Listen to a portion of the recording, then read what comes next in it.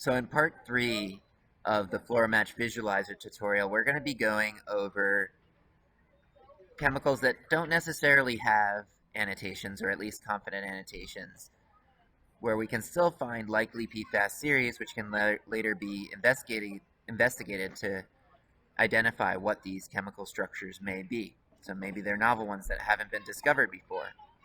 So we're going to use 4 steps to do that. We're going to find the number of members in a homologous series, because if you have more than 3 or 3 or more chemicals spaced by 50 units apart, the CF2 chain, all having the same mass defect when normalized to CF2, there's more likelihood that these are PFAS, although not completely confident. So in that case, we'll also want to look at the number of fragments that may have fluorine in them.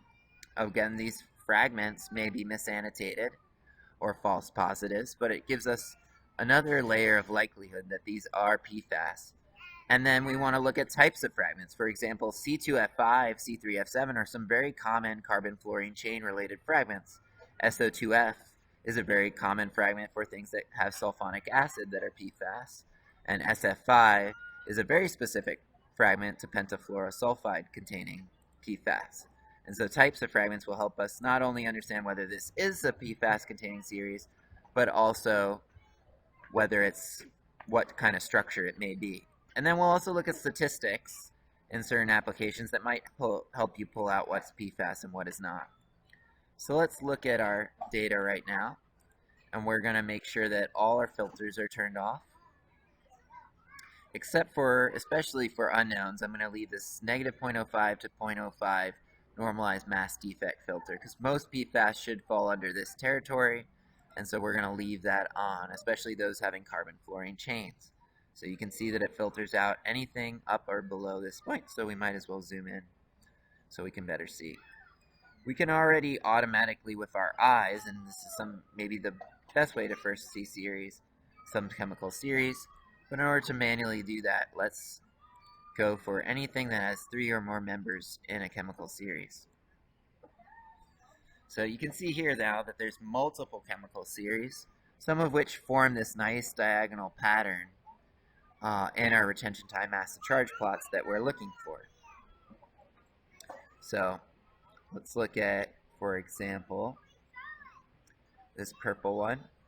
We can see that it has C+, and was identified as a sulfonamide. So some of these series we've already identified with our scores of A, and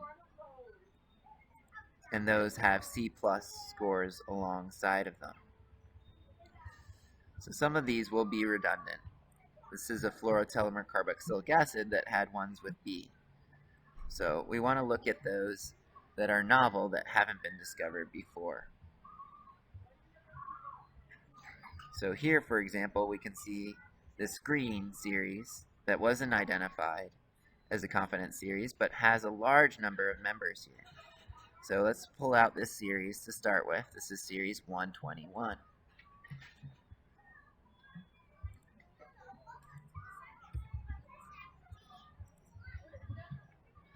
So here's series 121. We do see that it follows a very nice PFAS pattern and forms a very nice straight line. And if we look at its fragmentation, we do see some of those very common fragments: C2F5, C3F7, C4F9. Interestingly enough, it falls along 0 along the mass defect, meaning that it probably doesn't have anything that differs from carbon-fluorine units. So no functional group, and it's just a carbon-fluorine chain. You can also see this by the fact of looking at the last fragment, with the mass to charge on the third row equaling the fragment mass, and then being annotated as C7F15. So indeed, this is a negatively charged carbon-fluorine chain, missing one of the fluorines and having a negative charge on that chain. So we've identified a new potential chemical series. In reality, this is an in-source fragment, meaning it's a breakdown of other chemicals. So for example, if we also put in 114, which is the PFCA, you can see how they there is a matching pair at the same retention time for all of these, and except for the false positives, interestingly enough. So this might help us also validate the PFCAs. So it's an in-source fragment of PFCA as well as potentially other carbon-fluorine units.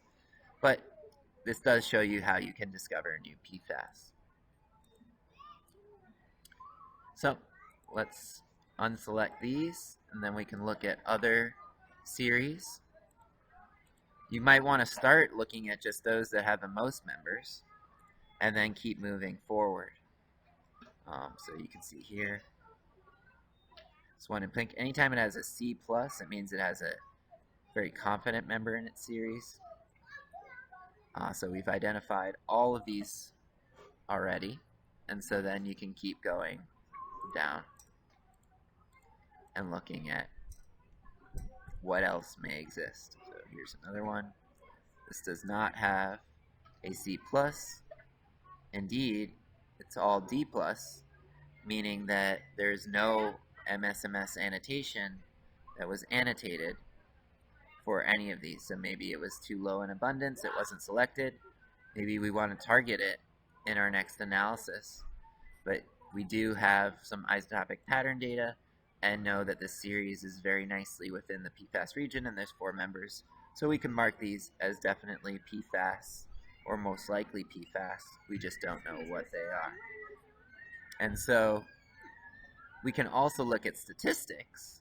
For example, if you have a group where you expect more PFAS than another group, that could be helpful. So for example, in this case, we have foam from the John Bowden Laboratory at University of Florida, where they've taken garbage juice or leachate, and they foamed it up, collect that foam, and then compared it to the leachate in general. And we know that PFAS, because of its interesting chemical properties being both hydrophobic and lipophobic, will partition into that foam. And so indeed you see that this one's much higher in the foam than the leachate. So again, more evidence that it is a PFAS. So now if we look at our Word document, we've shown how we can find the number in a series. Number of fragments, we can also look at that, and types of fragments. And we've shown how we can look at statistics. So number of fragments and types of fragments. So let's say we want to filter these out. Just look at those that have fragmentation data and with fluorine. So I might say, I want 2 fragments with fluorine. Give me some confidence. And indeed, we do see 2 members. Here's the fluorotelmer that we've already identified, and the fluorotelmer sulfonic acid, as well as the sulfonic acid. So these ones have already been identified.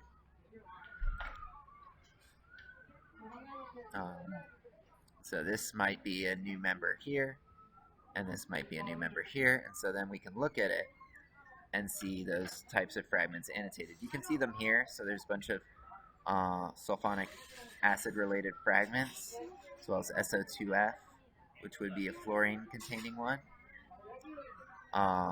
And you can also scroll down to the table and look at what some of these. So you both have SO2F as well as a neutral loss of an SO3 with a carbon and hydrogen and 2 fluorines.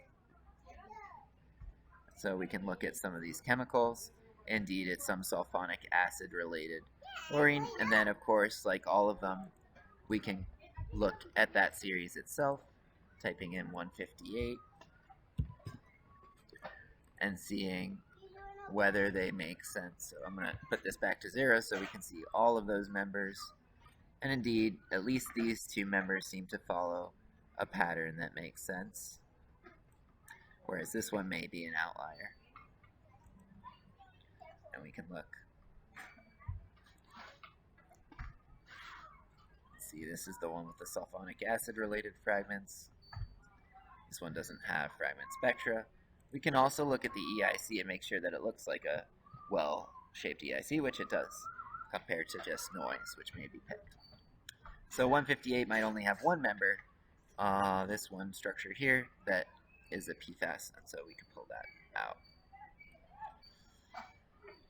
Now, if we want to look at certain types of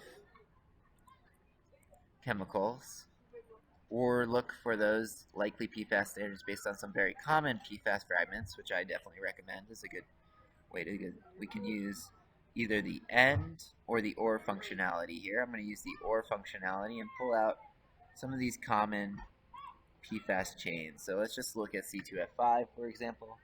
Very common carbon-fluorine chain. Here's that in-source fragment. Here again is that PFCA. So you can see a lot of these confidence series that have good MSNS appear. And then here's this 134 that maybe we didn't identify yet. So let's pull out 134. We can click here, so it's going to refresh. Looks like there's a bunch of isomers with different retention times, possibly background. And then if we again select only here, here's that chemical series. So again, maybe just one of those is confident. And we do see C3F7, C2F5, C4F9, C5F11. So a lot of different fragments related to the carbon-fluorine chain. So in this case, I'd be very confident. Again, we can see slightly higher in the foam chain. I'd be very confident. We can look at the full scan. Here's the M, and so there's no other mixed spectra or other ions that came out at the same time that might be overlapping that would lead to these fragments. So I'll be very confident that this is a PFAS and an unknown one. And then again, you can then put it into your data set for statistics and try to look into what it may be. So that's it for this tutorial. As far as FluoroMatch Visualizer goes,